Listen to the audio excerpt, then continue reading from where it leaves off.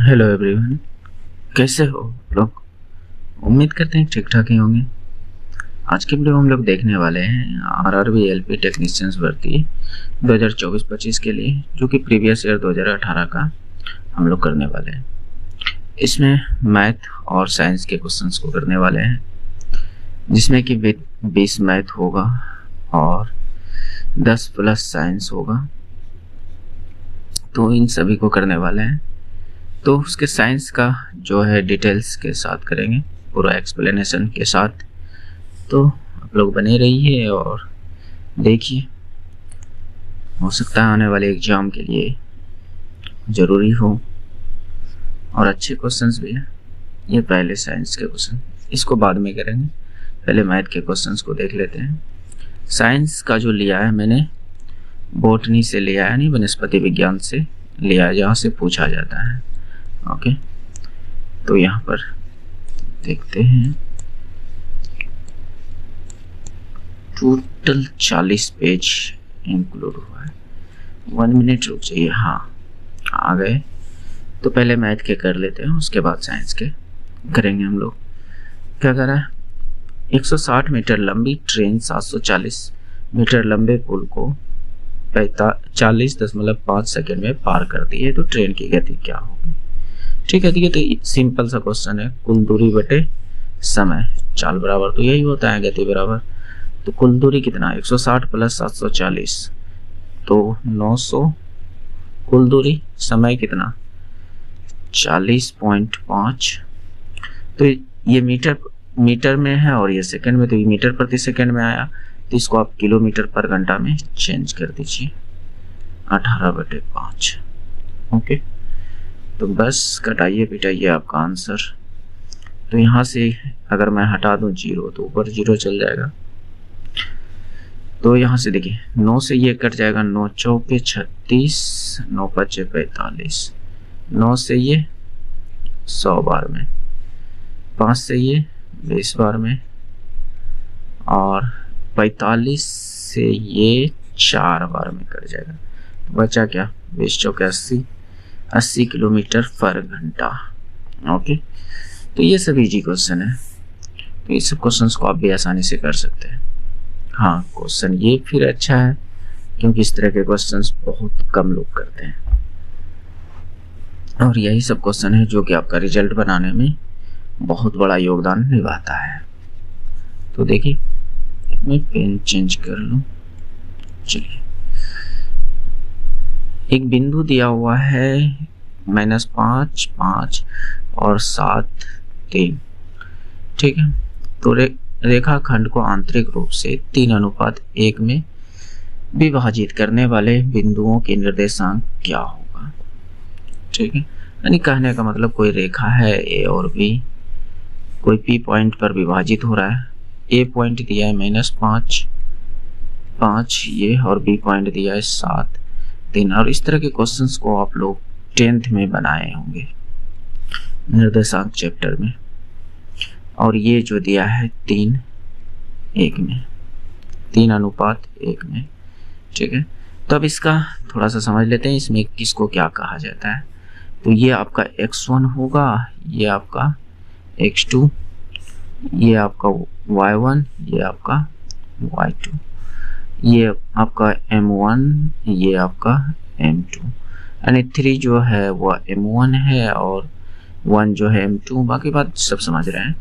तो देखिए, निर्देशांक ज्ञात करने के लिए, कोई एक मान निकालने के लिए, जैसे यहाँ पर आप लोग फार्मूला का नाम सुने होंगे, m1 into x2 plus m2 into x1 upon m1 plus m2। देखिए, मैं आपको पहले बता दूं कि आपको अगर लग रहा है कि स्लो है, तो आप थोड़ा सा फास्ट कर लीजिए। आपके मोबाइल में ऐसा सेटिंग होगा। अगर लग रहा है कि फास्ट है तो फिर स्लो कर सकते हो, वो आपकी मर्जी पर डिपेंड करता है। तो यहाँ से कुछ मान निकलेगा, यानी कह सकते हैं कि एक्स वाई जो भी हो, हम कहते हैं यहाँ पर x बराबर निकाल रहे हैं, यानी कहने का मतलब ये x है, ये y है, तो हम x बराबर निकाल रहे हैं। ठीक, तो इसको सोल्व कीजिए, भरिए। यहाँ पर जो मान है m1 कितना 3, x2 कितना 7 प्लस m2 कितना 1 और x1 कितना माइनस का 5 अपॉन m1 3 और m2 1। तो ये 7 या 21 प्लस माइनस माइनस 5 का 5 माइनस 5 और 5 4 तो 16/4। तो यहाँ से 4 निकल गया। अब जरूरी नहीं है कि y बराबर भी निकालें, मेरी बात को समझिए।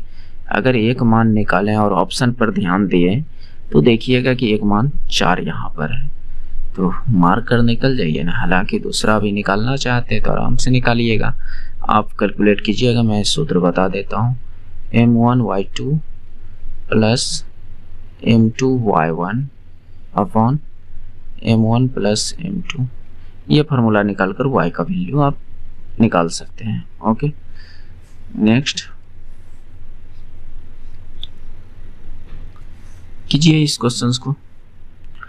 एक धनात्मक पूर्णांक को जब 1000 में जोड़ा जाता है तो प्राप्त योगफल 10.06 को 100 से गुना करने पर प्राप्त गुणनफल से अधिक होता है। तो वह धनात्मक पूर्णांक क्या है? वह धनात्मक पूर्णांक क्या है? हमारे करने से पहले आप भी वीडियो रोककर जरूर कोशिश करें बनाने का, उससे ज़्यादा आपको बेनिफिट होगा। क्योंकि देखिए, जो आपसे हो गया तो उसको क्यों देखना, स्किप करके आगे बढ़िए, है कि नहीं। तो यहाँ पर देखिए क्या है, एक धनात्मक पूर्णांक, तो हम उसको x मान लेते हैं। कोई एक धनात्मक पूर्णांक है x है, उसमें जब 1000 हमने जोड़ा तो कहने का मतलब 10.06 का 100 गुना से ज़्यादा आ रहा है, 100 गुना से ज़्यादा आ रहा है। तो इसको सोल्व करते हैं, देखते हैं x का मान क्या आता है। तो इधर हो जाएगा आपका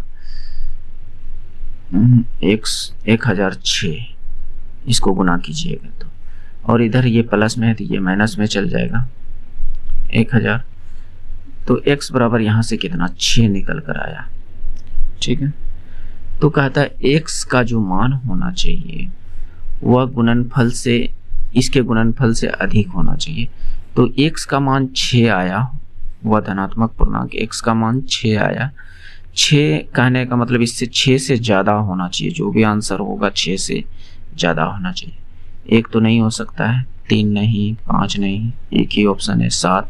अगर 8 भी देता तब पर भी आंसर होता है, क्योंकि कह रहा है कि गुणनफल से अधिक होनी चाहिए, है कि नहीं। तो ये आंसर 7 इसका राइट आंसर है। हालांकि यहाँ पर 6 से जो भी बड़ा आंसर होता वो कर देते हैं, आपका सही हो जाता है। ओके, ये पूछा हुआ क्वेश्चन है, मैंने नहीं बनाया है। मेरी वर्तमान आयु का 2/3 मेरे एक चचेरे भाई की 3/4 के समान है। मेरी वर्तमान आयु को हम m मानते हैं और इसका 2/3 चचेरे भाई की आयु को हम ch मानते हैं और उसके 3/4 के इक्वल है, ठीक है, समान है, ठीक है। तो यहाँ से हम दोनों का अनुपात निकाल लेते हैं, m/ch। तो ये 3 तिया 9 और 4 दूनी 8, यानी मेरी आयु अनुपात में 9 है और चचेरे भाई की 8 है। तो ठीक है, यहाँ पर x वेक्स कुछ लगा देते हैं कि 9x और 8x है, थोड़ा सा आसान करने के लिए लगा दिया। 3 वर्ष पहले मेरी आयु, तो 3 वर्ष पहले 9x, मेरी अभी वर्तमान आयु 9x है, तो 3 वर्ष पहले क्या 9x माइनस 3। 4 वर्ष बाद उसकी आयु किसकी, चचेरे भाई की। चचेरे भाई की वर्तमान आयु 8x है और 4 वर्ष बाद क्या प्लस का 4 बराबर है, यानी दोनों इक्वल है। तो मेरी वर्तमान आयु कितनी है, मेरी वर्तमान आयु कितनी है। पहले इसको सोल्व कर लेते हैं, यहाँ से x का मान निकल जाएगा। तो 9x में 8x जाएगा तो x बचेगा, 4 में 3 जुट जाएगा तो 7, x बराबर 7 आ गया। तो मेरी वर्तमान आयु पूछिए तो मेरी वर्तमान आयु कितनी है 9x, और x का मान हमने फाइंड किया 7, तो 9 गुना 7 कितना हो गया 63। मेरी वर्तमान आयु कितनी है 63। तो ऐसे आसानी से हल कर सकते हैं। ओके, देखिए एलसीएम, इसको मैंने कई वीडियो में बताया है कि आप फाइंड करने का कोशिश ना करें, मतलब डायरेक्ट तरीके से ना बनाएं, आप शॉर्टकट लगा कर देखिए। जैसे मैं यहाँ कर रहा हूँ, जैसे यहाँ पर क्या है, इसको हम 7 गुना 2 लिख सकते हैं, इस 35 को हम क्या लिख सकते हैं 7 गुना 5 लिख सकते हैं, इसको हम क्या लिख सकते हैं 7 गुना 8 लिख सकते हैं ना। तो मैंने तोड़ दिया। तो अब देखिए मैं 8 से चेक करने का कोशिश करूंगा कि कौन सा संख्या 8 से पूरी तरह भाग लग रहा है। तो सच्चों के 8 या 24 बच गया, 4 8 5 40, हाँ इसमें तो लग रहा है, इसमें लग रहा है, इसमें 8 1 8 बच गया 6 नहीं लग रहा है, इसमें 8 1 8 बच गया, 8 2 16 बच गया आपका, इधर 5 नहीं लग रहा है, तो ये नहीं हो सकता है। इसमें 8 7 56, ये दोनों में लग रहा है, ये दोनों में लग रहा है।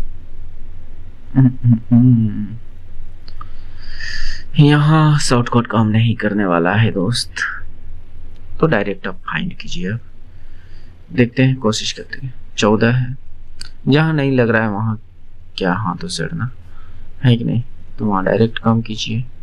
7 कॉमन, 2 5 8, 2 1 5 4, बस 5 दूनी 10 7 चौक 28, 280 आपका राइट आंसर हो जाएगा।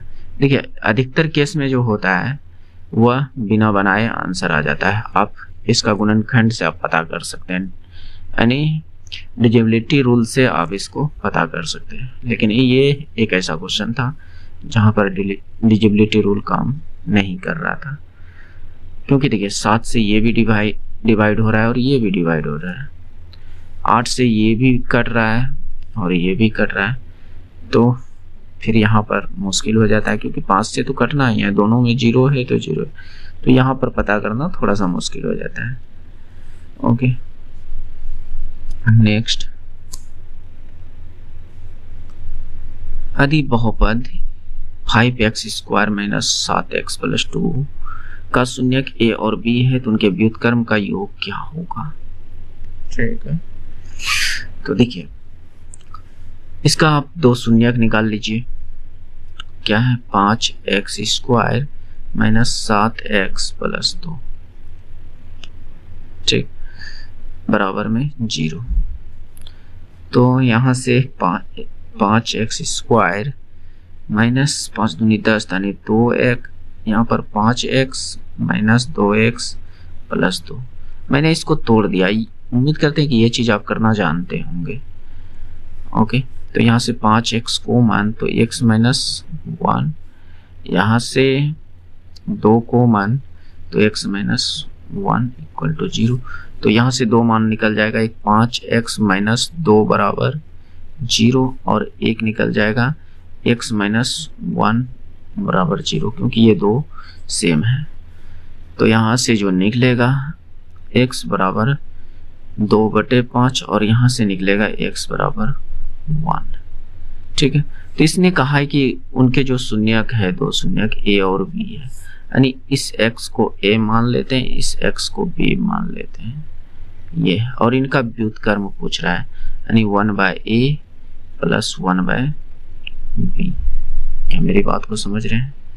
तो बस इसको हल कीजिए, आपका आंसर तो या तो देखिए अभी थोड़ा सा लगेगा कि आपको अल्टर टाइप का, लेकिन मैं इसको थोड़ा सा आसान करने के लिए बताता हूँ। इसको गुना कीजिएगा यानी हल कीजिएगा तो क्या आएगा b प्लस a बटे a इंटू b, ये आएगा कि नहीं? तो आपका जवाब होगा कि हाँ बिल्कुल आएगा। तो यहाँ से ये क्या हो जाएगा a प्लस b यानी 5/2 प्लस 1, तो 5 जगह 5 और 2 7/5 क्या हो जाएगा 7/5 बटे a इंटू बी का मान क्या 5/2। अब इसको हल कर लीजिए, यानी ये 7/5 गुना 2/5। कहीं गलती तो मैंने नहीं किया, यहाँ 2/5 था दोस्त, नहीं तो मैं बोलूंगी गलती हो रहा है। देखिए गलती होना आम बात है, चाहे हम रहे चाहे कोई रहे, किसी से भी मिस्टेक हो सकता है। तो ये 5 ऊपर चल जाएगा और 2 नीचे, तो 5 कट गया तो आया क्या 7/2। यही आपका राइट आंसर है 7/2। हालांकि एक तरीका यहाँ पर और काम कर सकता है। आपने सुना होगा कि शून्यकों का योगफल क्या होता है b-b/a, और शून्यकों का गुणनफल क्या होता है, यानी a into B c/a।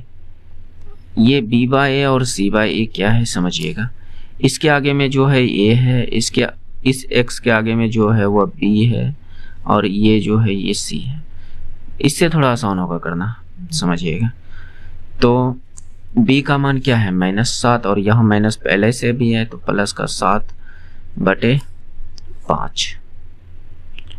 c कितना 2, a कितना 5। तो बस अब यहाँ पर मान सेम चीज आ गया, इस जगह यहाँ पर पुट करते हैं ये शून्यकों का योगफल, ये शून्यकों का गुणनफल, इससे जल्दी आंसर आता। आप इस तरह ना सोल्व करके ऐसे करते तो जल्दी आता। तो ये है इसका आंसर, आपको जो अच्छा लगे उसको अप्लाई कीजिए। देखिए तरीका बहुत हो सकते हैं, लेकिन एक साथ बहुत सारे तरीके तो नहीं ना बता सकते, क्योंकि लंबी वीडियो हो जाएगी, है कि नहीं। -70 ये बोर्ड मास का प्रश्न है, सीधा सीधा आप कर सकते हैं। 7 में 3 गया 4, और 4 से 28 को भाग दीजिएगा 7, -70 + 7 तो क्या हो जाएगा -63। ओके,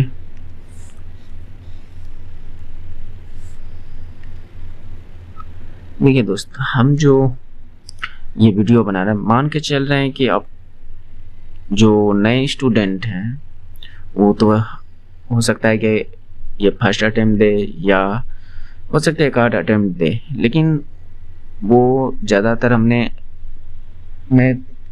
ये बताना चाहता हूँ, जब मैं भी टेस्ट वगैरह लगाने जाता था ऑफलाइन या ऑनलाइन लगाता था, और साथ में कुछ लड़के बैठकर, तो मैं देखा करता था कि जो प्रश्न को हमने 20 सेकंड 30 सेकंड में बना लेते थे, और अदर लड़के वही प्रश्न को 1.5 मिनट 2 मिनट में कर लेते।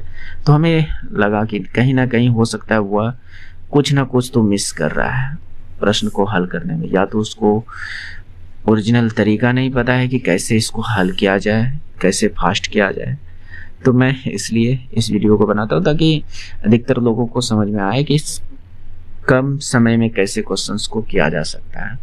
भले ही यहाँ पर हमें बताने में टाइम लग रहा है, लेकिन अगर आप तरीके को सीखते हैं, समझते हैं, प्रैक्टिस करते हैं, तो आपको बहुत कम समय लगेगा।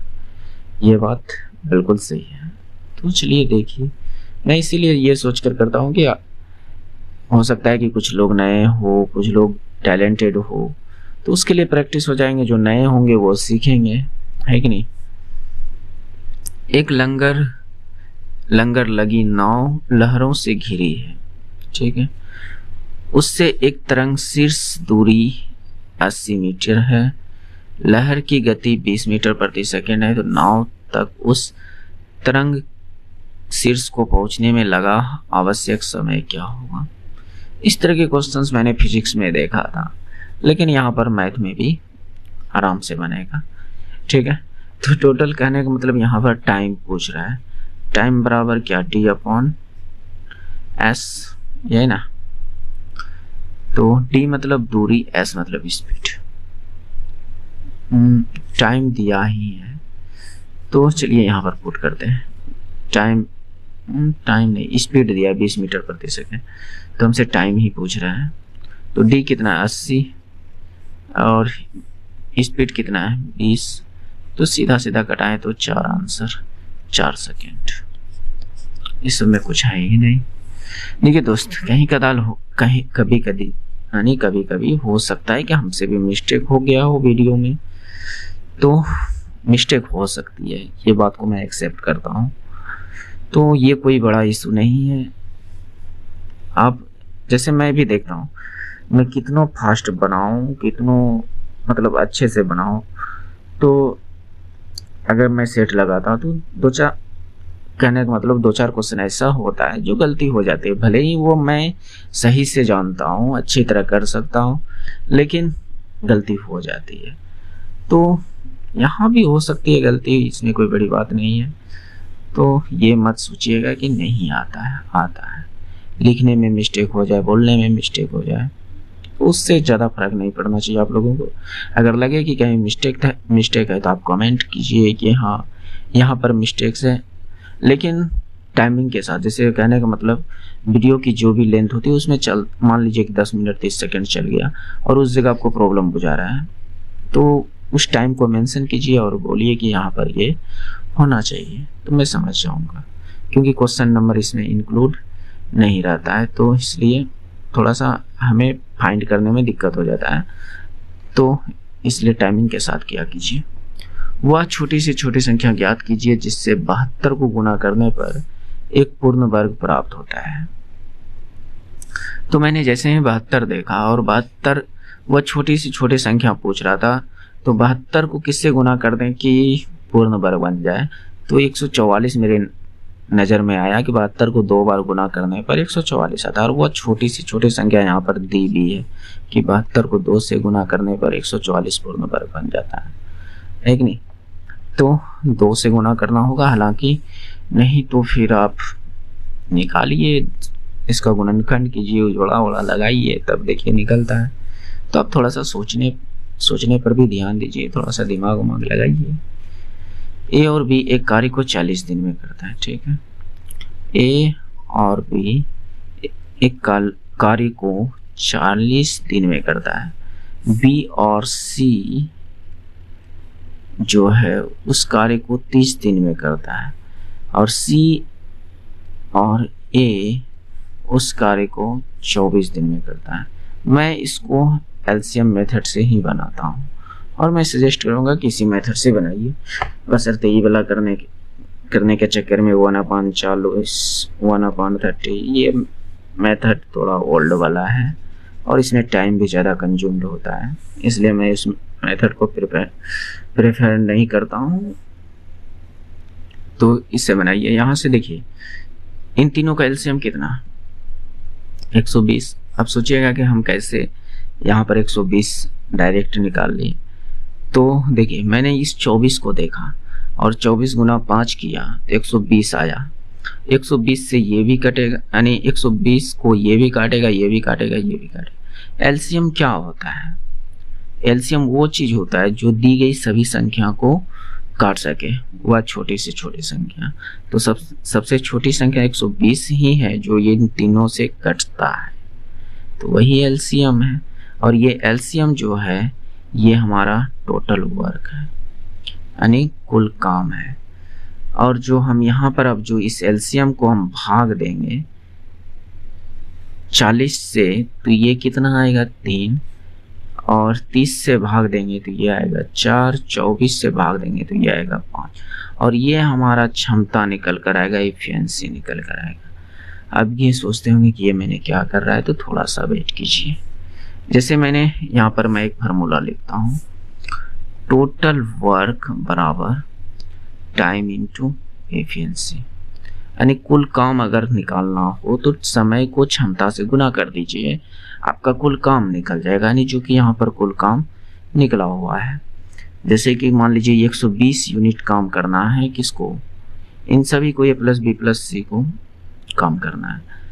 तो जिस यहाँ पर जो ये निकला, ये 3 जो निकला ए प्लस बी की क्षमता है, और ये जो 4 निकला हुआ बी प्लस सी की क्षमता है। क्षमता कहने का मतलब कि आप एक दिन में ए और बी मिलकर 3 काम कर रहे हैं, बी और सी मिलकर 4 दिन में काम कर रहे हैं, तो ये क्षमता है। हर एक की क्षमता होती है काम करने की, वही ये क्षमता है। तो यहाँ पर अब समझिएगा, हमसे पूछा क्या है कि ABC प्रत्येक अलग अलग इस कार्य को कितने दिन में करेंगे। तो हमको इसका मतलब अलग अलग क्षमता भी तो पता होनी चाहिए। अगर मैं यहाँ पर इसको जोड़ूं तो ये 2A + 2B + 2C आएगा। मैंने 2 को कॉमन ले लिया, डायरेक्ट आप भी ले सकते हैं। और इधर मैं इन तीनों की क्षमता को ऐड करूं, 4 3 7 5 12, यानी इन दोनों की यानी 2 कॉमन निकलकर A + B की क्षमता जो है 12। तो हम यहाँ से कह सकते हैं कि A + B + C की क्षमता कितना, 2 से कट जाएगा तो ये कितना 6, यानी A + B + C की क्षमता 6 है। मेरी बात को समझिएगा, तीनों की मिलाकर क्षमता 6 है। अब हमें अलग अलग फाइंड करनी है, तो थोड़ा सा गौर कीजिएगा कि कैसे अलग अलग निकाल सकते हैं। A की यहाँ पर मैं लिख रहा हूँ B C बारी बारी से, ठीक। तो A + B की कितनी है, 3 है। A + B की कितनी है, 3 है। अगर इस जगह पर हम 3 को पुट करें तो C की क्षमता निकल कर कितनी आएगी, तो आपका जवाब होगा, क्योंकि देखिए टोटल 6 है और A + B 3 आ गया तो C कितना 3 होगा। तो C का मान यहाँ पर C का मान क्या हो गया, 3 हो गया, ठीक। अब आगे समझिएगा, अब जरूरी नहीं है कि इसमें मान पुट करें, आप डायरेक्ट इधर भी दिमाग लगा सकते हैं। B + C की क्षमता 4 है, B + C की क्षमता 4 है। B अगर 3 है तो C को कितना होना पड़ेगा, 1 नहीं, C 3 है तो B को कितना होना पड़ेगा, 1, यानी B का 1 है। क्या मेरी बात को समझ पा रहे हैं? अगर A + B की क्षमता 3 है और B की 1 है तो A की कितनी होना पड़ेगा, 2, क्योंकि टोटल कितनी है 3, तो A की 2। बस अब निकल गया पूरा फंडा क्लियर, सबकी अलग अलग क्षमता यहाँ पर हमने निकाल लिया। ओके, तो यहाँ से देखिए अब हमें निकालना है कि अलग अलग निकालना है कि कौन कितने देर में काम कर सकता है इस काम को, 120 काम को, ठीक। तो समय बराबर इसको अगर पलटा कर देखें, यानी मतलब सीधा करके, तो टाइम बराबर क्या आएगा, टोटल वर्क अपॉन क्षमता, ठीक है। तो एक बार हम A से करवाते हैं, टोटल काम कितना 120, और यहाँ पर A की क्षमता को हम पुट करें, कितना है 2, तो कितना आ गया 60, और 60 वाला एक ही ऑप्शन है, ये राइट आंसर। B की भी निकाल सकते हैं, ये A का काम निकला, B का काम 120 और B की क्षमता कितनी 1 से भाग देंगे तो ये कितना 120, तो ये A का काम निकल गया, उसी तरह C का निकलेगा।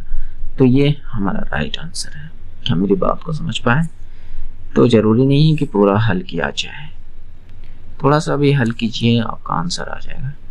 एक परीक्षा में परन ने 63 अंक प्राप्त किए जो कि 84% अंक प्राप्त करने के बराबर थे। तो परीक्षा में कितने अंकों की थी, परीक्षा कितने अंकों की थी, ठीक है। तो 84% बराबर हमारे पास 63 दिया है। तो हमें देखिए कोई भी चीज अपने आप में परफेक्ट 100% होता है, तो इसका मतलब परीक्षा में जो अंक भी होगा वो भी टोटल कितने परसेंट का होगा, 100% का।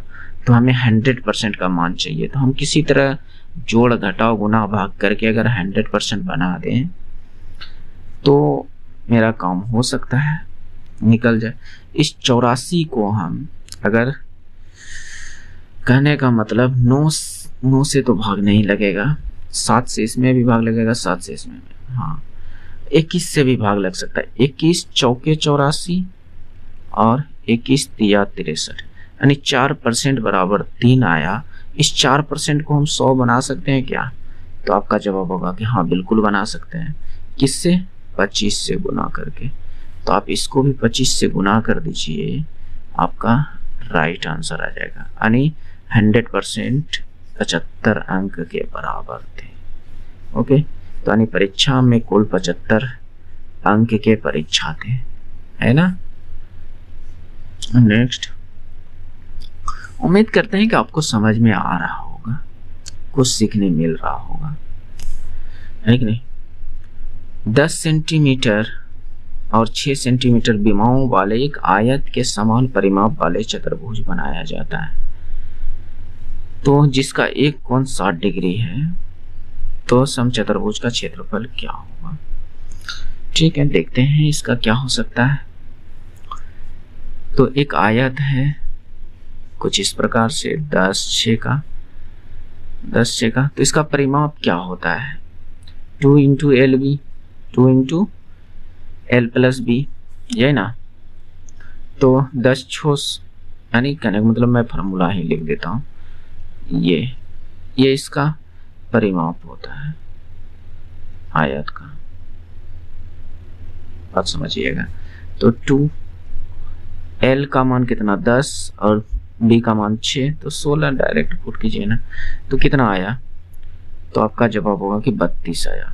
और ये 32 जो है समचतुर्भुज के परिमाप के बराबर है। तो समचतुर्भुज के बारे में अगर बात किया जाए तो कुछ इस प्रकार से समचतुर्भुज हो सकता है।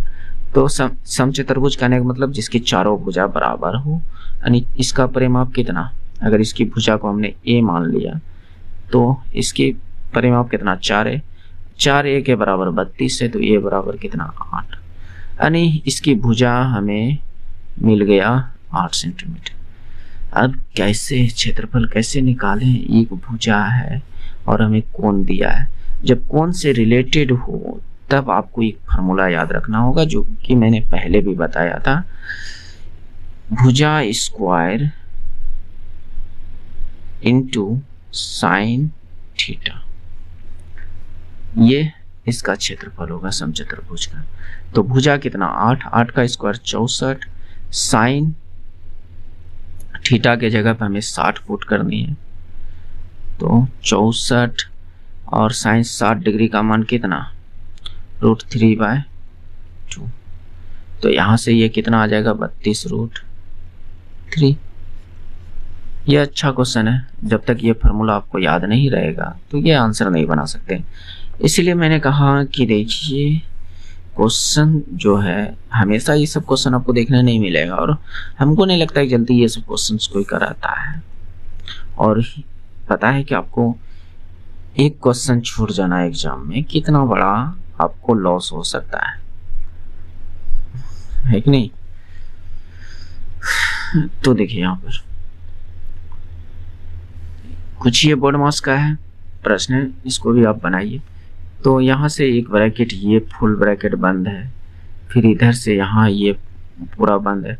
तो मैं दोनों साइड अलग अलग सोल्व करता हूँ, देखिएगा। यहाँ पर इसको सोल्व किया तो 2 × 1 = 2 और 6 8 आया, गुना में 3 ठीक। इसको मैंने सोल्व किया तो -2 -8 -10 -3 -13 और गुना -3 गुना -13, और इधर मैं ऑलरेडी इधर माइनस में है 63 माइनस में। देखिए बोर्ड मास का सवाल बताने में बड़ा उजरो होता है, लेकिन करने में आसान होता है। आप समझ गए तो आसान हो जाएगा। तो 63 माइनस यहाँ माइनस, और इसका माइनस तो खत्म ही हो जाएगा क्योंकि दोनों के आगे माइनस है, तो 13 × 39। तो इसको सोल्व कीजिएगा तो यहाँ से 13 में 9 गया 4 और 5 में 3 गया 2, 24 आया इधर। और इधर इसको सोल्व करें तो क्योंकि यहाँ पर भागा है, और इधर इसको सोल्व करें तो 8 दिया 24, तो 24 भागा 24 कितना है 1। इसको अगर इसका आंसर अगर आपको गलत लग रहा है तो आप प्लीज अच्छे से सोल्व कीजिएगा। इसका आंसर 1 ही होगा, क्योंकि मैंने इसे कम्युनिटी पोस्ट में डाला था और मैंने आंसर 1 करवाया तो लगा कि उसको गलत है। मैं उससे कहूँगा कि पुनः आप चेक करें। एक त्रिभुज का आधार उसके बराबर क्षेत्रफल वाले समांतर चतुर्भुज के आधार का 1/3 है। यानी एक त्रिभुज है और एक समांतर चतुर्भुज है, समांतर चतुर्भुज है। तो समांतर चतुर्भुज के साथ त्रिभुज की संगत ऊंचाई का अनुपात क्या होगा, यानी इसकी ऊंचाई और इसकी ऊंचाई का अनुपात हमसे पूछ रहा है क्या होगा। तो इसकी ऊंचाई को हम छोटी एच मान रहे हैं, इसकी ऊंचाई को हम बड़ी एच मान रहे हैं। ओके, तो इसका बोल रहा है कि जो चतुर्भुज का आधार है उसका 1/3, इसके आधार को हम मान लेते हैं 3 है, तो 3 का 1/3 कितना, तो आपका जवाब होगा कि 1। तो इसका आधार जो है वो 1 है, इसका आधार अगर 3 है तो इसका आधार 1 है। बस अब यहाँ पर लगा दीजिए, दोनों के क्षेत्रफल बोल रहा है कि इक्वल है, दोनों का क्षेत्रफल क्या है, इक्वल है। तो त्रिभुज का क्षेत्रफल हाफ BH और चतुर्भुज का क्षेत्रफल B × H, ये तो इसका बड़ी H होगा, हो जाएगा, और इसका बड़ी B मान लेते हैं, इसका आधार को बड़ी B। ठीक है, अब मान को पुट कीजिए, हाफ, इसका आधार कितना 1, इसका ऊंचाई को हमको फाइंड करना है, इसका आधार कितना 3, इसकी ऊंचाई हमें फाइंड करना है। तो यहाँ से H अपॉन बड़ी H बराबर 3 दूनी 6/1। तो हल करने पर आ गया 6:1। कितना आ गया, 6:1। तो यही हमारा राइट आंसर है। त्रिभुज का ऊंचाई 6 और चतुर्भुज का ऊंचाई 1, तो ये राइट आंसर है। इसमें कुछ ना है नहीं, बस फार्मूला लगाइए आपका आंसर, लेकिन फार्मूला याद हो तभी तो, इसीलिए तो मैं कहता हूँ कि कम से कम फार्मूला तो याद रखिए। एक घन की भुजाओं की लंबाई का योग एक वर्ग के परिमाप के आधे के बराबर है। ठीक है, एक घन की भुजाओं की लंबाई का योग, घन आप समझते हैं जिसकी सभी भुजा बराबर है, लेकिन उसमें घन में टोटल कितनी भुजा होती है। घन आप समझ रहे होंगे, मानते हैं जैसे कि आपने छक्का गोटी में जो छक्का नहीं रहता है लूडो गोटी में, वो एक घन है जिसके सभी भुजा बराबर होती है और उसके टोटल 12 किनारे होते हैं और सभी किनारे 12 होते हैं, सभी किनारे जो है बराबर होते हैं। तो उसके किनारे को हम, घन की किनारे को अगर A मान लो, चलिए नहीं B मान लूं, तो इसकी टोटल भुजाओं का लंबाई का योग क्या हो जाएगा 12A 12B, यानी ये इसके बराबर। इसका परिमाप हो जाएगा किसका, घन का, घन का ये परिमाप हो गया। तो वर्ग का परिमाप क्या होता है, अगर वर्ग की भुजा को हम यहाँ पर A मान लो, पेन चेंज कर देता हूँ, वर्ग की भुजा को हम A मान लो, तो वर्ग का परिमाप क्या होता है 4A। तो इसके आधे के बराबर बोल रहा है, इसके आधे मतलब 2A के बराबर है, ये 2A के बराबर है, यानी वर्ग के परिमाप के आधे के बराबर है। तो इन दोनों को मैंने इक्वल कर दिया, ये वर्ग का परिमाप का आधा है, वर्ग का परिमाप का आधा। तो यहाँ से इसकी भुजा निकलेगी जो भी हो, तो मैं कहता हूँ कि इसको घटाएं तो ये 6B बराबर A है, 6B बराबर A है। क्या मेरी बात को समझ रहे हैं, उम्मीद करते हैं कि आप समझ रहे होंगे। अधिक घन का आयतन वर्ग के क्षेत्रफल के बराबर है, घन का आयतन वर्ग के क्षेत्रफल के बराबर है।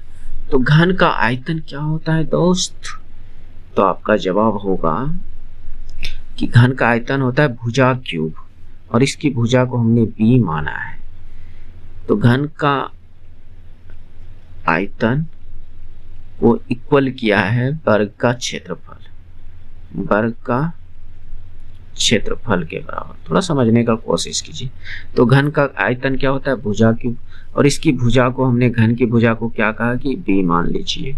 तो घन का आयतन क्या हो जाएगा B क्यूब, और वर्ग का क्षेत्रफल क्या हो जाएगा भुजा क्यूब, भुजा का स्क्वायर यानी A स्क्वायर।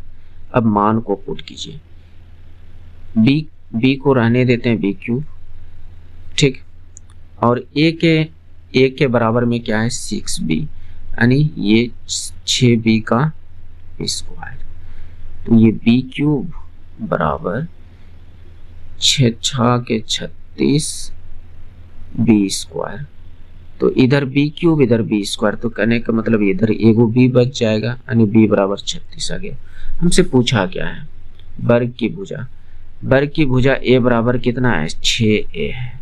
वर्ग की भुजा A बराबर 6A है। ध्यान से समझिए, सीख जाइएगा।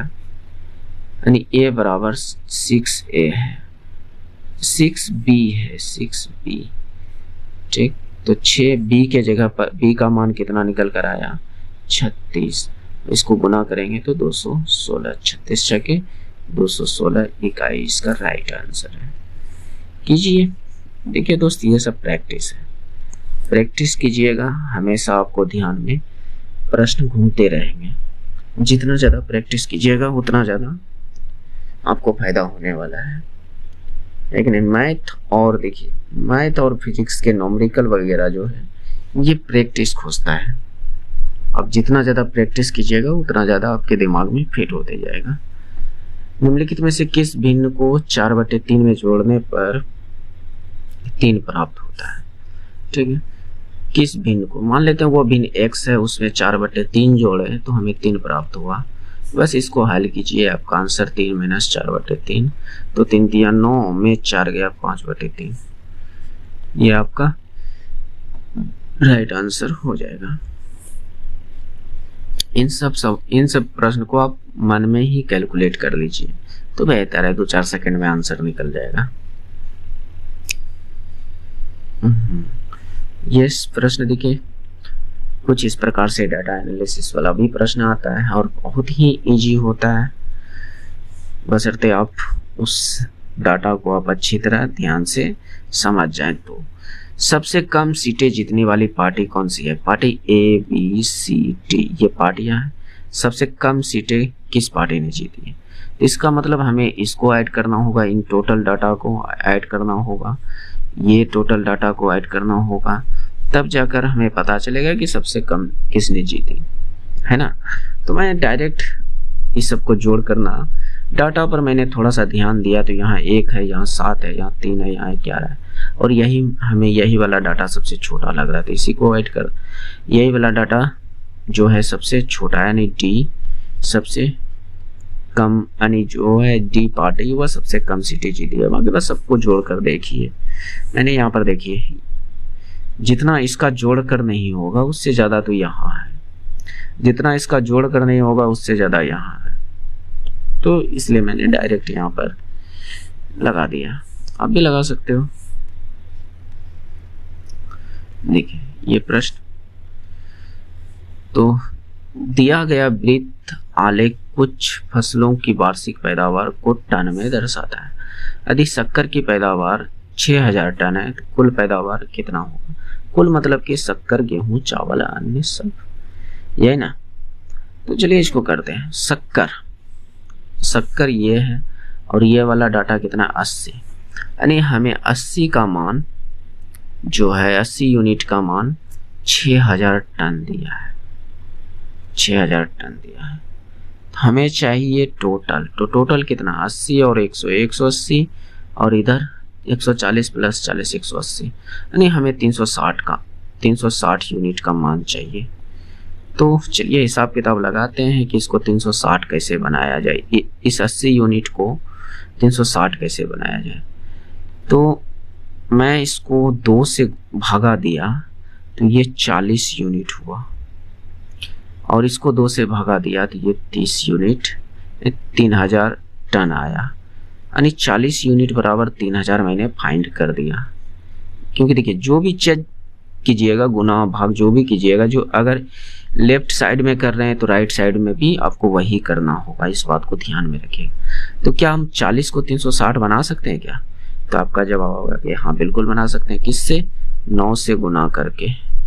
तो आप इसे 9 से गुना इधर भी कर दीजिए, तो 3000 × 9 कीजिएगा तो 27000 आप निकल कर आ जाएगा, 27000 टन, जो कि आपका ऑप्शन बी में है। ओके नेक्स्ट,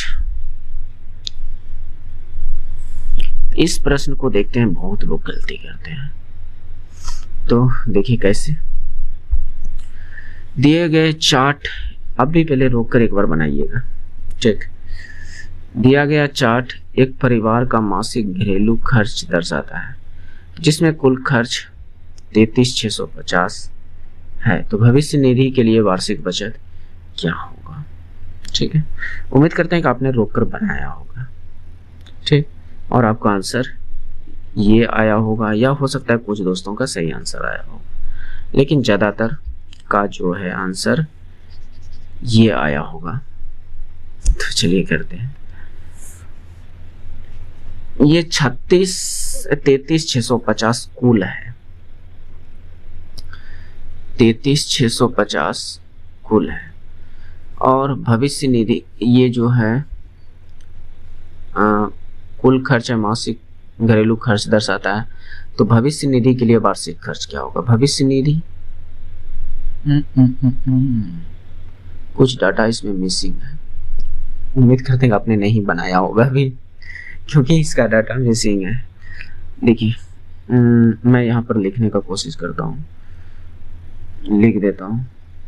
मैं पीडीएफ को निकालता हूँ जहाँ से मैंने इसको लाया था, इस क्वेश्चंस को।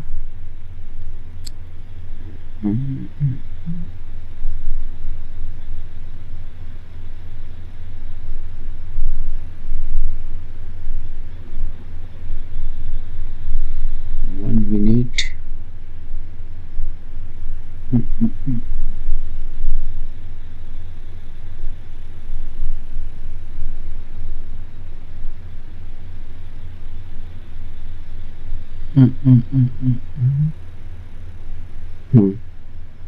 टोटल इसमें कितने डाटा है? 1 2 3 4 5 6 डाटा। ठीक, मैं लिख रहा हूं। ये जो आपका 25% है वह खाद्य पदार्थ का है, खाद्य पदार्थ। ओके, ये जो आपका 18% है वह घर किराया है, घर किराया है। ठीक, और यह जो आपका 23% है वह आपका हल्का डार्क बच्चों की पढ़ाई है, बच्चों की पढ़ाई है। ठीक, बच्चों की पढ़ाई है। फिर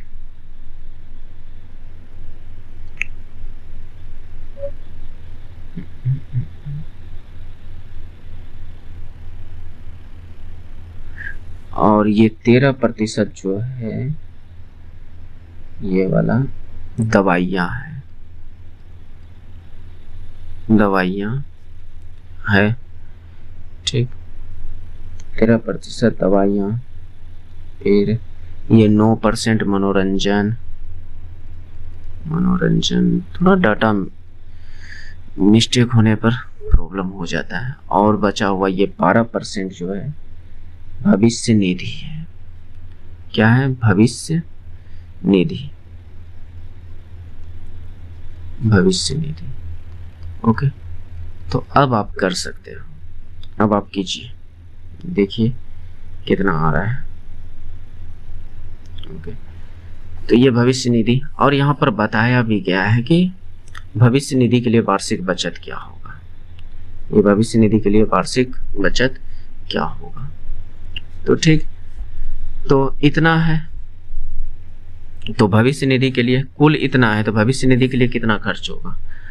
तो 33,650, 33,650 का 12%, नीचे में 100, तो यहां से इसको कटाइएगा, 6 दूनी 5 दूनी 5 से इसको कटाइएगा, 5 6 30, 5 7 35, 5 दिया 15, यानी 673 गुना 6 कीजिएगा तो कितना निकल कर आएगा? 6 दिया 18, 7 दिया 21, 1 22 और 6 के 36, 2 38, 38 28। अब क्यों गलती?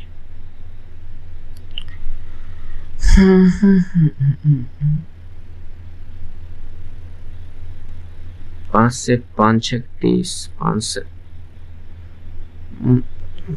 33 650, 5 से 35 और बच गया 1, 5 दिया 15, 6 6 दिया 18, हाथ रल 1, 6 से 42, 1 43, 43 हाथ रल 4 और 6 36, 4 40, 40 38 आया, जो कि आपका आंसर ये होना चाहिए था। लेकिन ये थोड़ा सा आप क्वेश्चंस को अब ध्यान से पढ़िए। ये क्या बोल रहा है, मासिक खर्च है, यानी ये जो निकला मासिक बचत निकला, मासिक घरेलू बचत निकला, यानी भविष्य निधि बचत निकला, मासिक बचत, ठीक है। लेकिन हमें चाहिए वार्षिक, मासिक में 1 महीना, वार्षिक में 12 महीना। तो इस 40 38 को आप 12 से गुना कीजिए तो 12 96, लास्ट में 6 एक ही ऑप्शन में, तो ये राइट आंसर होगा, ना कि ये। तो ये अच्छा क्वेश्चन था, लेकिन थोड़ा सा डाटा मिसमैच के होने से वजह से इसमें टाइम ज़्यादा आपका कंज्यूम हो गया होगा, तो उसके लिए सॉरी दोस्त, ये मेरी मिस्टेक्स है।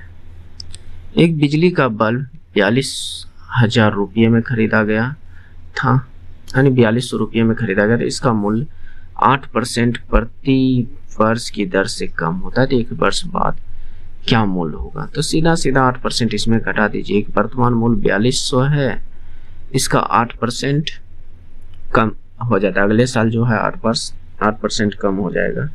वर्तमान में ये इसका 8% कम, मतलब कि अगर ये 100% है तो ये इसका मतलब अगले वर्ष 96% होगा। इसको हल कीजिए, ये कटा दो 0, 6 दूनी 12, लास्ट में अरे 8 घटाने पर 92 आएगा, ना कि 96। तो 2 दूनी 4, लास्ट में 4। अच्छा, तो 2 ऑप्शन में है, तो चलिए देखते हैं, गुना कर देते हैं। 92 गुना 42, 7 गुना 6 कर देते हैं, तो 6 7 दूनी 14, 9 7 63, 1 64 गुना 6, 6 चौक 24, 6 चौक 24, 2 26, लास्ट में 6 4 6 होना चाहिए, एक ही ऑप्शन में है यहाँ पे, ये राइट आंसर। ओके, तो जरूरी नहीं है कि देखिए दोस्त अब 42 से गुना करते हैं, थोड़ा ज़्यादा टाइम लगता है, तो हम डायरेक्ट इसको थोड़ा सा आसान करके कर लिया। हालांकि और भी तरीका हो सकता है, जैसे मैंने इसमें देखा 24 चौके 96 नहीं, इसमें 3 था, तो 3 का मल्टीपल भी चेक कर सकते थे।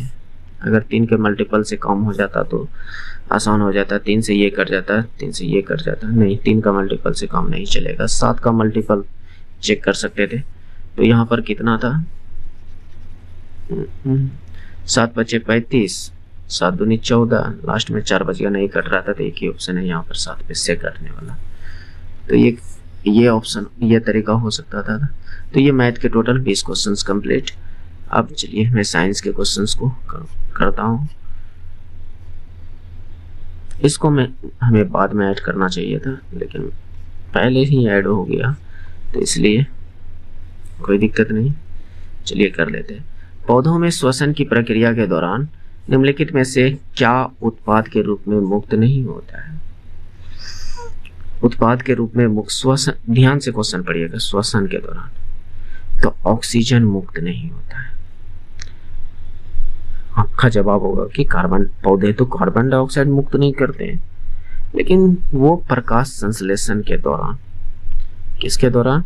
प्रकाश संश्लेषण यानी फोटो से सिंथेसिस जो होता है उसके दौरान वह कार्बन डाइऑक्साइड मुक्त नहीं करता है, लेकिन श्वसन के दौरान जो है वह ऑक्सीजन मुक्त नहीं करता है। इस बात को समझिएगा। हालांकि इसका मैंने चलिए यहाँ पर डिटेल्स भी ऐड किया है, थोड़ा समझने का कोशिश कीजिएगा।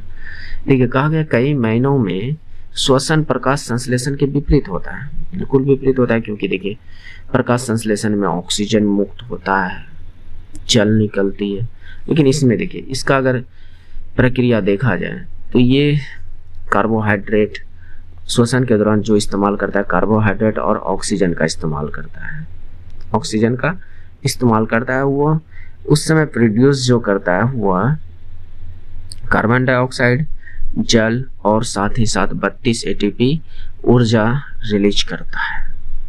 तो आप लोग यहाँ पर बताइएगा ये जो एटीपी है इसका फुल फॉर्म क्या होता है। ओके, कमेंट में बताइएगा।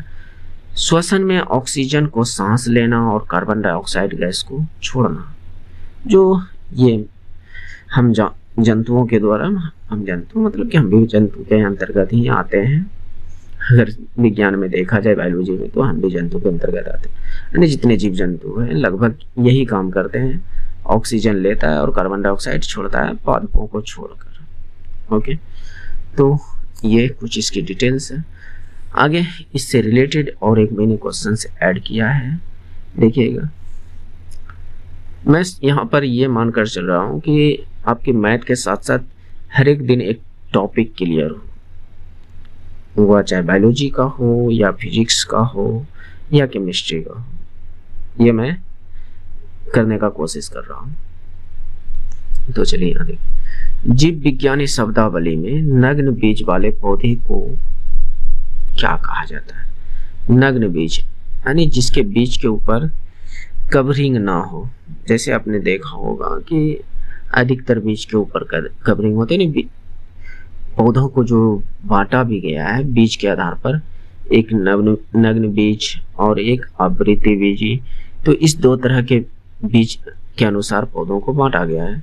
तो उसमें से हालांकि और भी टाइप से बांटा गया है, जैसे डाइकोट या द्विबीजपत्री, एक बीजपत्री, इस आधार पर भी बांटा गया है। तो यहाँ पर बीज के आधार पर दो तरह से, तो एक होता है जिम्नोस्पर्म, एक होता है एंजियोस्पर्म। नग्न बीज वाले को हम जिम्नोस्पर्म कहते हैं और आवृत्ति बीज वाले को जो है उसको हम एंजियोस्पर्म कहते हैं। आवृत्ति बीज वाला जो है, कहने का मतलब यानी एंजियोस्पर्म में बीज के ऊपर एक कवर होता है, जैसे आपने चना वगैरह देखे होंगे, उस चने के ऊपर कवर होता है कि नहीं। लेकिन कुछ ऐसे बीज भी होते हैं जिसके ऊपर कोई कवरिंग नहीं होती है। उसका उदाहरण मैं यहाँ पर जैसे ऐड किया हूँ, चीड़ हो गया, देवदार हो गया, इन सब के पौधों में जो है नहीं होता है। जैसे जिम्नोस्पर्म पौधों का एक समूह है जिसमें नग्न बीज होते हैं। नग्न बीज मतलब कि जिसके ऊपर कोई भी पैंट शर्ट ना हो, कहने का मतलब जिम्नोस्पर्म की तरह एक निश्चित बीजांड बीज बनता है। यानी कहने का मतलब इसमें भी जो होता है निश्चित बीजांड बनता है, लेकिन इसमें फल बनने के लिए अंडाशय नहीं होता है। यानी जो नग्न बीज वाला पौधा होता है उसमें अंडाशय फल बनने के लिए नहीं होता है। दूसरी बात, बीजांड नग्न होते हैं, यानी बीज जो होता है पूरी तरह ओपन होता है, यानी उसके ऊपर कोई कवर नहीं होता है, सीधे शंकु द्वारा उत्पन्न होते हैं, इसलिए इन्हें नग्न बीज वाले पौधे कहा जाता है। यह पौधे सल्क पत्तियों की तरह विकसित होते हैं या डंठल के अंत में एक शंकु जैसी संरचना बनाती है। ये आमतौर वार्षिक, सदाबहार और काष्ठीय होते हैं, यानी लकड़ी वाले पौधे आमतौर पर होते हैं। उदाहरण के लिए चीड़ का पेड़ और देवदार के पेड़ इत्यादि हो सकते हैं, लेकिन मोस्टली ये पूछा जाता है। Okay, next. देखिए दोस्त, अगर अभी तक आप लोग वीडियो पर रुके हुए हैं तो कहीं ना कहीं आपको पसंद आ रही है। अगर आपको थोड़ा सा भी पसंद आ रहा है तो एक लाइक जरूर करके जाइएगा, और हो सके तो चैनल को सब्सक्राइब कर लीजिएगा ताकि आने वाले हमारे वीडियो आप तक सबसे पहले पहुंच सके, है कि नहीं। और अगर आप हमें सपोर्ट करना चाहते हैं तो हो सके तो एक स्टडी ग्रुप में शेयर कर दीजिए या अपने दोस्तों में शेयर कर दीजिए, तो हम समझेंगे कि आप हमें सपोर्ट कर रहे हैं। और एक प्यारा सा कमेंट कीजिएगा, है कि नहीं। परागकण किसमें पाए जाते हैं? तो पुष्प के कई पार्ट होते हैं, जिसमें से एक परागकोश नाम की एक पार्ट है जिसमें कि परागकण होते हैं। ओके, तो इसकी चलिए डिटेल्स को समझते हैं। जैसे आपने पादप के जो है पुष्प के स्ट्रक्चर कुछ इस प्रकार देखे होंगे। तो जैसे ये तो दलपुंज हो गया, और ये जो नीचे में हरी टाइप का पत्ती टाइप का होता है वह बाह्य दलपुंज हो जाता है। और यहाँ पर जो ये अंडाशय है, ये जो अंडाशय है जो कि स्त्री केसर का भाग है। इसको हम वर्तिका कहते हैं। ये जो यहाँ से यहाँ तक गया है इसको हम वर्तिका, और इसको हम कहते हैं वर्तिकाग्र। इसको हम क्या कहते हैं? वर्तिकाग्र। और ये तीनों चीज मिलकर, अंडाशय, वर्तिका और वर्तिकाग्र मिलकर ये स्त्री केसर बनता है। नहीं, जो कहने का मतलब मादा यानी पुष्प के आधार पर मादा जननांग कह सकते हैं, यानी स्त्री केसर को। और इसी पौधे यानी इसी पुष्प में एक और भाग होता है जिसे पुरुष भाग कहते हैं, नर भाग ना कहकर पुरुष भाग, जिसको हम इसके भाषा में पुंकेसर कहते हैं, जो कि ये भी दो चीजों से मिलकर बना होता है। परागकोश, फिलामेंट यानी तंतु से मिलकर बना होता है। तो इन दोनों से मिलकर बनता है पुंकेसर। इसी परागकोश में ये जो आप ये ऊपर वाले फिगर मैंने इसे अलग करके दिखाया है, तो ये जो है ये परागकोश है, और इसी में हमें मिलता है परागकण। क्या मिलता है? परागकण। और इसको हम कहते हैं परागकोश। इसको हम क्या कहते हैं? परागकोश। मेरी बात को ध्यान से समझिएगा। और इसी में परागकोश के अंदर परागकण पाए जाते हैं, और ये होता है जो पुंकेसर का भाग, पुंकेसर का भाग होता है। ये होता है पुंकेसर का भाग, जिसको नर भाग कहा जाता है, पुरुष यानी पुष्प का नर भाग। और इधर जो वर्तिकाग्र, वर्तिका, अंडाशय, ये सब जो है ये स्त्री केसर का भाग होता है। हालांकि ये सब दलपुंज, बाह्य दलपुंज, ये सब सिर्फ उसकी पोषक तत्वों को पूरा करने में या रक्षा करने में मदद करते हैं, और इसकी कोई ज्यादा काम, जनन में इसका कोई भाग रोल नहीं है, बस उसको संभाल कर रखने का काम करता है। इस क्या कहते हैं, इस अंडाशय को, इस पुंकेसर के हिस्से को सिर्फ सुरक्षित रखने के काम करते हैं, और उसको पोषण देने का काम करता है। बात को समझ रहे हैं? तो ये पुष्प के कुछ एक्स्ट्रा फैक्ट हैं, आप समझ सकते हैं। जैसे यहाँ भी आप अच्छी तरह समझ सकते हैं, भले ही इसमें PDF अच्छी यानी फोटोज अच्छी क्वालिटी का नहीं लगा है, लेकिन समझ सकते हैं। ये आपका वर्तिकाग्र है, वर्तिका है, फिर और ये दोनों मिलकर जो यानी वर्तिका, वर्तिकाग्र और अंडाशय मिलकर ये स्त्री केसर का भाग बनता है। नहीं, नर प्रजनन तंत्र का हिस्सा होता है, और ये पुंकेसर, फिलामेंट और परागकण यानी पोलन ग्रेन मिलकर जो बनता है वो पुंकेसर होता है, जो पुरुष जनन का हिस्सा होता है। इस बात को समझिएगा। तो नेक्स्ट देखिए, क्वेश्चन सारे मैंने इसमें अच्छे ऐड किए हैं, जो आपके एग्जाम में आने की संभावना प्रबल हो सकती है। वह अलैंगिक प्रजनन क्या कहलाता है, जिसमें जड़ों, तनों, पत्तियों और कलियों से नए पौधे उत्पन्न हो जाते हैं। कलियों से नए पौधे उत्पन्न हो जाते हैं, यानी अलैंगिक प्रजनन। तो जड़ से एक नया पौधा बन जाना, तना से नया पौधा बन जाना, पत्तियों से नया पौधा बन जाना, ये सब जो कहलाता है ये कायिक प्रबंधन कहलाता है।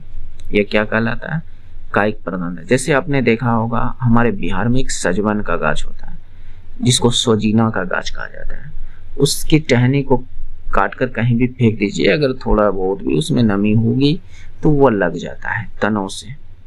जैसे पत्तियों से, पत्थर चट्टा का नाम सुने होंगे, पत्थर चट्टा का नाम सुने होंगे। पत्थर चट्टा का पत्ती अगर गिर गया पृथ्वी मतलब जमीन पर, तो उसके पत्तियों से पोर निकलकर एक नया पौधा बन जाता है। तो ये भी तरीका कायिक प्रबंधन के अंतर्गत आता है। अंतर्गत कली से, यानी कोई पुष्प की कली हो उससे बन जाता हो, जड़ से हो जाता हो, इस तरह के कायिक प्रबंधन कहते हैं। अब बोलिएगा फिर कलम प्रबंधन क्या है? तो देखिए, कलम प्रबंधन वो होता है, जैसे मान लीजिए गुलाब की गाछ वगैरह देखे होंगे, ज्यादातर जो है उसको कलम करके लगाया जाता है। क्यों? क्योंकि उसकी जो टहने को मान लीजिए काट कर लगा दीजिएगा तो कुछ केस में है जो कि लग जाता है, लेकिन अधिकतर केस में नहीं लगता है। तो आप टहनी पर क्या करते हैं कि थोड़ा सा छिल उल देते हैं और उस पर मिट्टी विट्टी बांध कर उसको कुछ दिन के लिए छोड़ देते हैं और पानी वगैरह देते रहते तो उसके अंदर जड़ आ जाता है। तो इस तरह के प्रबंधन को कलम प्रबंधन कहते हैं। बात समझ रहे? तो चलिए इनकी टोटल डिटेल्स के बारे में और समझते हैं थोड़ा अच्छे से। देखिए, एक क्या था, परत प्रबंधन यानी लेयरिंग अलैंगिक प्रबंधन की एक विधि है जिसमें जनक पौधे से जुड़े रहते हैं। जुड़े हुए जड़ें पैदा करने के लिए एक तना बनाया जाता है। मूल पौधा जड़ों के निर्माण के दौरान नए पौधे को पानी और पोषक तत्व प्रदान करता है। लेयरिंग का उपयोग उन पौधों के लिए उपयोग किया जाता है जो जिन्हें अन्य तरीकों का उपयोग करके प्रचारित किया। कहीं ना कहीं ये एक तरह के ये भी कलम प्रबंधन ही है उसी तरह से। और मुकुलन प्रबंधन क्या है? आपने मुकुलन विधि जो है कहीं ना कहीं जंतुओं में भी पढ़ा होगा। मुकुलन से जो बडिंग विधि से जो नए जीव बन जाते हैं, तो इस तरह का आपने पढ़ा होगा, जो कि इस तरह से पेड़ पौधे में भी हो सकता है। मुकुलन द्वारा प्रबंधन पौधे के प्रबंधन का एक बहुत ही सामान्य तरीका है जिसमें कि एक पौधे की कली को एक रूट स्टॉक पौधे के तने पर लगाया जाता है। मुकुलन के मध्य से प्रचारित पेड़ों की डॉगवुड, बर्च, मेपल, माउंटेन्सन, ये सब ध्यान से हटाइए थोड़ा सा। लेकिन मैं ये कहता हूँ मुकुलन पौधे कि मान लीजिए कि जो ये पौधे हैं इसके छोटा सा यहाँ से एक टहनी निकला, एकदम बहुत छोटा सा, एकदम नया टहनी। उस टहनी को तोड़कर किसी अन्य पौधे की टहनी में उसे प्लांट कर दिया जाए, तो इस तरह के प्रबंधन को मुकुलन प्रबंधन कहा जाता है। इस तरह के प्रबंधन को मुकुलन प्रबंधन कहा जाता है। और इस तरह के विधि से आपका हाइड्रा और भी एक जीव में होता है मुकुलन विधि द्वारा। मुकुलन और प्रजनन ये सब विधि द्वारा होता है। तो सेम यहाँ पर भी है, बडिंग विधि द्वारा यहाँ भी हो जाता है।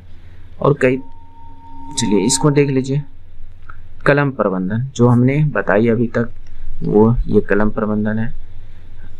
ये हमारा टेलीग्राम चैनल है जहाँ से आप जुड़ सकते हैं और इसकी PDF आप प्राप्त कर सकते हैं।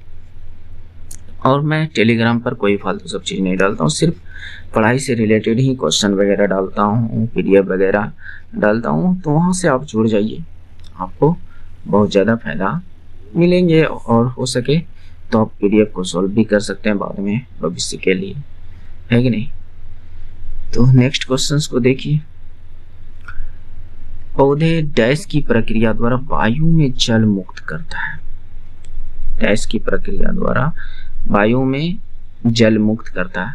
अगर यहाँ पर श्वसन भी ऑप्शन में होता, श्वसन, तब पर भी कहते हैं कि इसका आंसर श्वसन भी सही है और बाष्पोत्सर्जन भी सही है।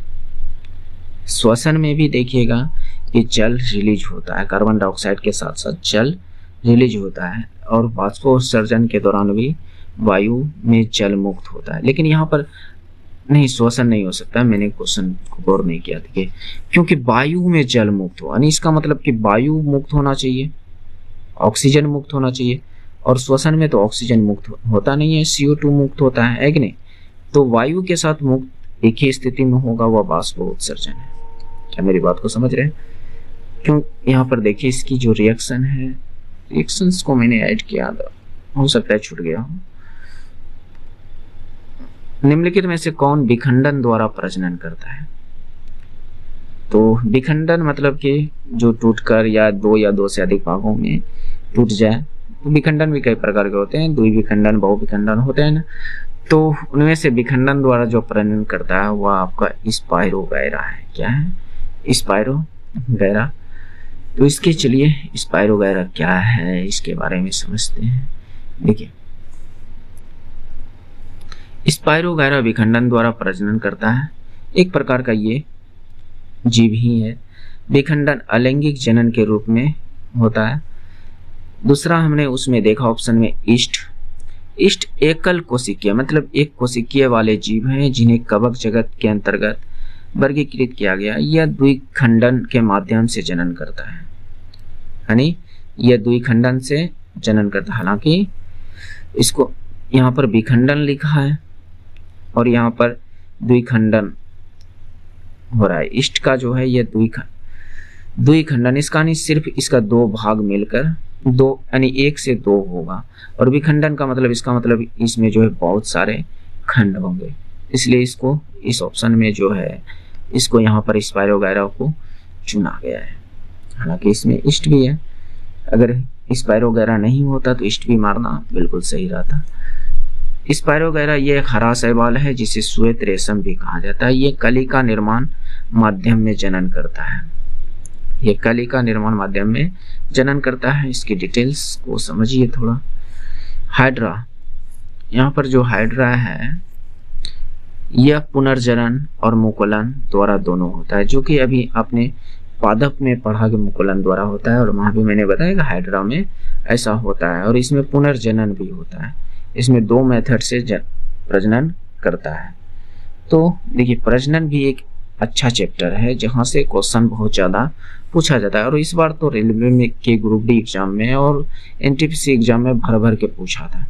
अगर आप देखे होंगे तो प्लीज पेपर उठाकर देखिएगा, इस तरह के क्वेश्चन बहुत सारे पूछा गया है। प्लेनेरिया, ये पुनर्जनन के माध्यम से अलैंगिक रूप से प्रजनन करता है।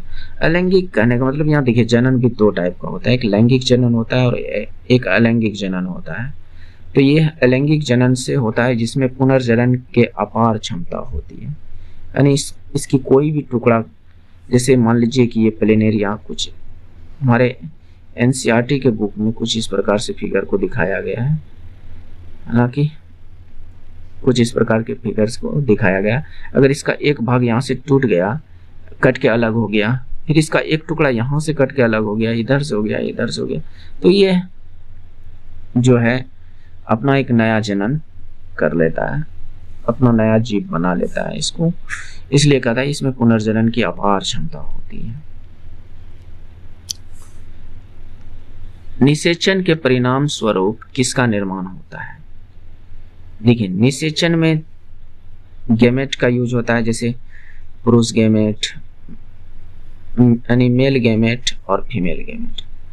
तो पुरुष का जो होता है स्पर्म, स्पर्म के अंदर जो शुक्राणु होता है, शुक्राणु, और फीमेल के से जो प्राप्त होता है वह अंडाणु। ये दोनों जब अंडाणु, ये जब दोनों एक साथ निषेचन के दौरान जो निषेचित हो जाते हैं तो इसको हम कह देते हैं जायगोट। जायगोट नहीं, जब दो गैमेट मिलकर, एक मेल गैमेट एक फीमेल गैमेट मिलकर, ये भी गैमेट, दो गैमेट मिलकर एक जायगोट का निर्माण करता है, यानी युग्मनज का निर्माण करता है। बात समझ रहे हैं? यानी दो युग्मक मिलकर, गैमेट का मतलब युग्मक, दो युग्मक मिलकर एक युग्मनज का निर्माण करता है। उसके बाद वह युग्मनज धीरे धीरे एम्ब्रॉय अवस्था में, भ्रूण अवस्था में होते हैं, धीरे धीरे फिर वह बढ़ते हैं, फिर उसकी एक परिपक्व समय होता है, उसके बाद उसकी जनन हो जाती है कि नहीं? ये सब जनन की प्रक्रिया है। और इस चैप्टर को, जनन चैप्टर को आपसे बेहतर कौन बता सकता है कि नहीं?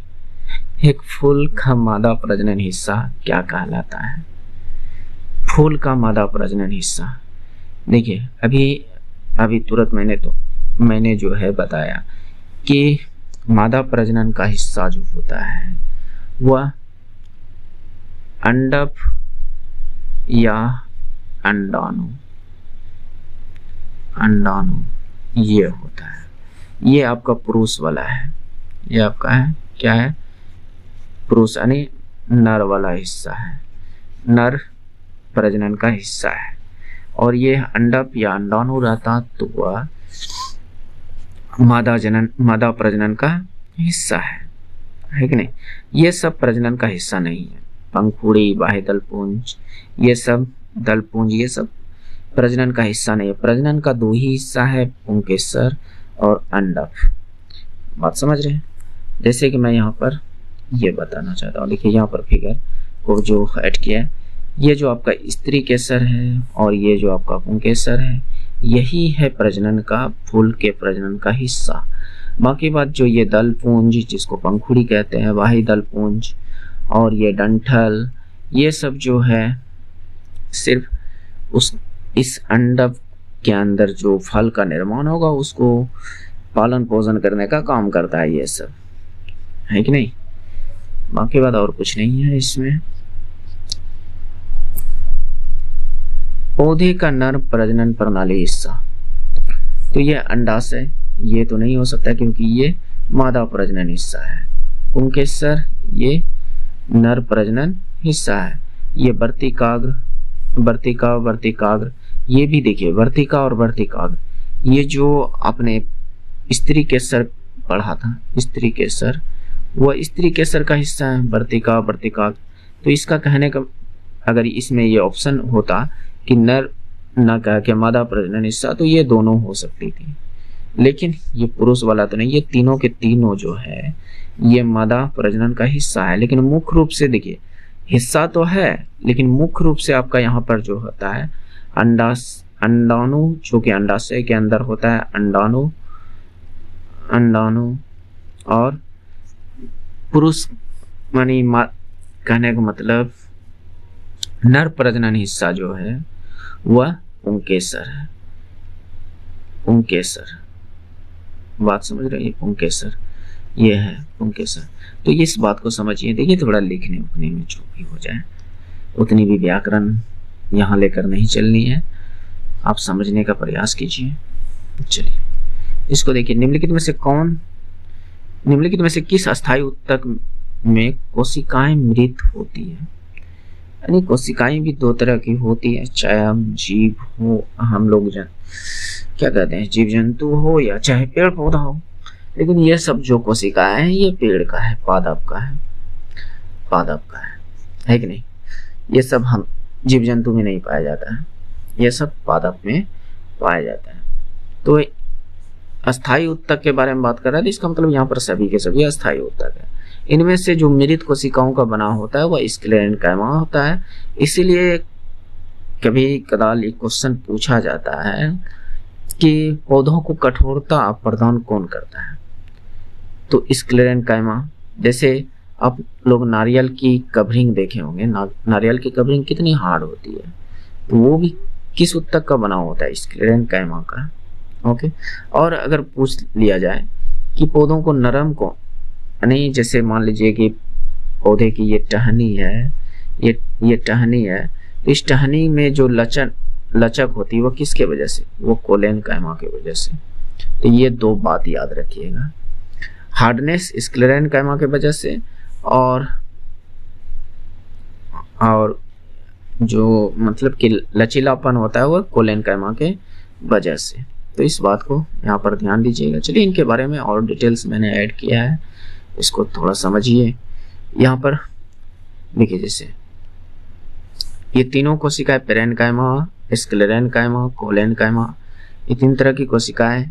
इसकी कुछ संरचना के बारे में यहाँ चर्चा किया गया है, इसकी स्थिति के बारे में चर्चा किया गया है और इसके कार्य के बारे में चर्चा किया गया। तो हमसे इसका जो है पूछा गया था कि ये मृत कोशिका कौन सी है। मृत कोशिका होने का मतलब कि कहीं ना कहीं हार्डनेस, हम लोग में, मनुष्य में भी जो मृत कोशिका की अगर हम बात करें, हमारे जो बाल है वह देखिएगा थोड़ा हार्ड है, और हमारे जो नाखून है वो भी हार्ड है। तो क्या नाखून कोशिका नहीं है? कोशिका है, लेकिन वो मृत कोशिका, बाल कोशिका नहीं है, वो भी मृत कोशिका है। तो मृत कोशिका कहीं ना कहीं हार्डनेस को प्रदान करता है। तो यहाँ पर देखिए, ये वाला था जो स्क्लेरेन्काइमा का, ये तना, पत्तियों, सिराओं, बीजों और कठोर आवरण, नारियल का आवरण, बाहरी आवरण, ये सब में प्रदान करता है। ये पौधों के भागों को मजबूती देता है, पौधों के भागों को मजबूती देता है। लेकिन यहाँ पर कोलेनकाइमा जो है, देखिए कोलेनकाइमा का जो काम है वह लचीलापन बनाता है, पौधों को लचीलापन बनाता है। इसकी टोटल जो भी है आप आराम से पढ़िएगा बैठ के। ओके, तो ये मैंने टोटल आपका लगभग 30+ क्वेश्चन करा दिया। आपको ये सेशन कैसा लगा आप ज़रूर कमेंट करके बताइएगा। उम्मीद करते हैं कि आपको अच्छा तो लगा होगा। अगर अच्छा लगा होगा तो एक लाइक भी करके जाइएगा और हो सके तो शेयर कर दीजिएगा, और पहली बार आए थे तो सब्सक्राइब कर लीजिएगा। और ये सारे बातें तो होती रहेगी, लेकिन बोलना पड़ता है दोस्त। मैं नहीं सोचता हूँ कि ये सब बोलूँ, अगर बिना बोले आप लोग सब्सक्राइब कर लो, शेयर कर दो और लाइक कर दो तो मैं क्यों बोलूँ, है कि नहीं। लेकिन फिर भी क्या करें, अच्छी चीज़ों पर तो किसी के ध्यान जाता नहीं है। कहीं अर्धनग्न फकीर आ जाए वीडियो में तो फिर आप लोग दबा कर लाइक, आप नहीं हो सकते हो सकता है कुछ मोस्टली लोग, क्योंकि हमने ऐसा अक्सर देखा है कि अधिकतर जो है अर्धनग्न फकीर को भर भर के लाइक शेयर सब्सक्राइब करता है, जहाँ से आपको कुछ मिलने वाला है ही नहीं। अर्धनग्न फकीर कहने का मतलब जहाँ पर लड़कियां वगैरह शॉर्ट पहन के आते हैं, छोटे छोटे कपड़े पहन के, और उससे भर भर के लाइक सब्सक्राइब शेयर मिलते रहता है, तो उससे तो कुछ मिलने वाला है नहीं। बुढ़ारी में वो सब काम आएगा नहीं। बुढ़ारी में दोस्त पढ़ लिख कर कुछ कीजिए, वही काम आएगा। बात समझ रहे हैं? तो जरूर आप थोड़ा सा ध्यान दीजिए, थोड़ा सपोर्ट करने का कोशिश कीजिए। अगर मैं आपको सपोर्ट कर रहा हूँ तो मैं भी आपसे ये उम्मीद रखता हूँ कि आप भी हमें सपोर्ट कीजिएगा। तो मिलते हैं नेक्स्ट वीडियो में। जय हिंद, जय Bharat. Thanks for watching. Have you good day.